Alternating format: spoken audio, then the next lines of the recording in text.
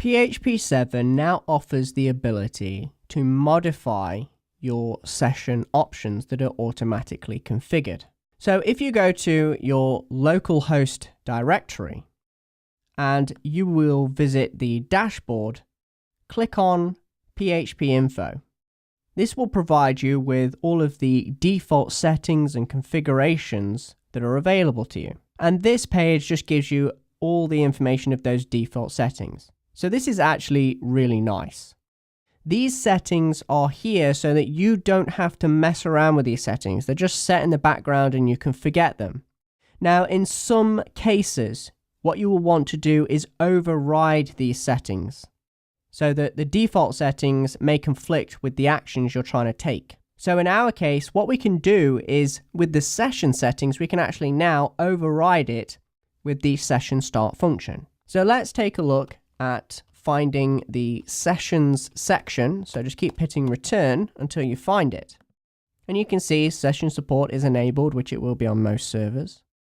And you can see other pieces of information, but also what you can see here is the options, the directives, and you have the default values, and also you have the master value as well.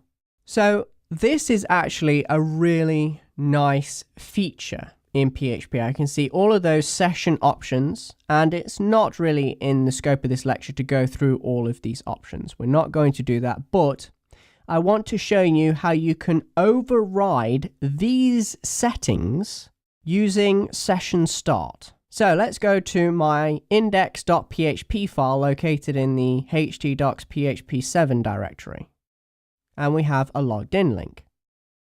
Let's take a look at the page, and you'll notice what I'm doing right here is I'm using the session start function. This will start a session on the server and allow me to store variables on the server. And then once I've stored the variables on the server, I can then retrieve data back from the server. So think of it as temporary storage on the server where I'm storing variables and values on the server, and then I can share those variables and values with all the other pages in my site.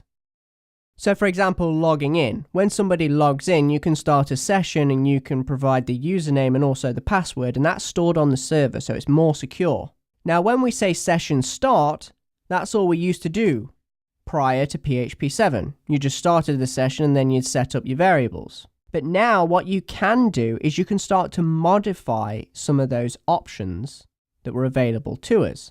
So all of these session options right here, you can now override their default value. You can change the functionality of this session by modifying those settings. And all you need to do is create an associative array. So these square brackets denote an array. So we're creating an array, and then you have the key and value pairs. So for example, cache limiter, read and close, and so forth. Let's take a look at cache_limiter. Well, there it is, cache limiter. Now, this by default is set to no cache.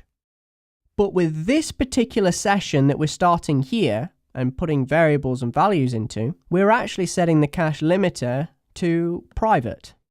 Now also we have the read and close option. This is a new option in PHP 7 and can only be set when you define your session to start. So this option isn't available in the PHP ini right here.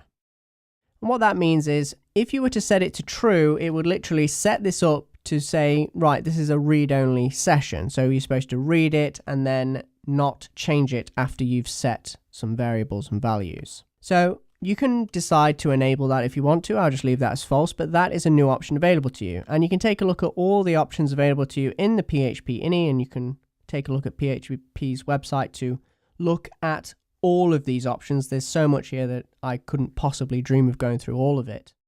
But all you need to do is omit session dot, get rid of that. And all you need to do is just type in the option name, and then you need to set whatever option you'd like. So once I've gone ahead and started the session, now what I can do is I can take a look at creating a new variable called name. and this variable will store the value of Lawrence. So what I'm doing is I'm storing data on the server temporarily, and now all of my PHP pages that are located on that server can access that temporary storage and pull out that information. Now on top of that, we also have loggedin.php. Now loggedin.php will allow us to go to the loggedin.php page. There's nothing special about this link. And all we're doing here is we're starting the session again. Now it's very important we say session start because that will populate the session global with all of our temporary variables that were stored on the server. And that's the name variable. So we've stored it on the server and now we want to retrieve it on this page. So we start the session, it populates the session global, and all I'm doing is I'm echoing out a string you are logged in as, and then I'm pulling out that variable called name. So sessions are very powerful. They allow you to store variables on the server or any type of data that you would like, and then you can share that data with your pages. So when I go to the index.php page, as soon as I hit this page, it starts a new session, sets up our options, and then we can start to create some variables. It's already created this automatically as soon as I load the page, and now I can go to the logged in page. So let's click the link, and you'll notice what it did was it loaded loggedin.php. Up came this script, it started the session, it said, aha, there's a few variables stored on the server, namely the name variable. So it shoved that name variable inside of the session global, and then it just allowed us to retrieve it out, which it had the value of Lawrence. So we can share data across pages in this manner, and it's very secure because it's all on the server side. None of it goes to the client. Now, when you exit out of the browser itself and then reopen the browser, what will happen is the session data will be cleared off the server. So I'm at the dashboard at the moment. That session data has been removed from the server. Now I'm not going to go back to the index page because if I do, it will recreate the name variable. Instead, what I want to do is go directly to the loggedin.php page.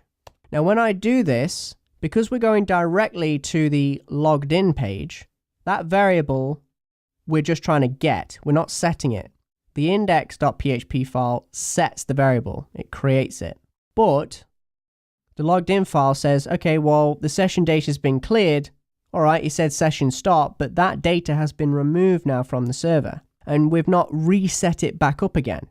So now it's going to try to look for the variable name, and it can't find that variable in the session global, and it's just going to give you an error saying I can't find it. So now I have to go back to the index page and then I have to log in again, and there you'll see the name Lawrence. So there you go, that is the new feature in PHP 7, which is you can now set some options right here, and also you have the read and close option, which you can give the value of true or false, to now modify and configure your sessions on the fly.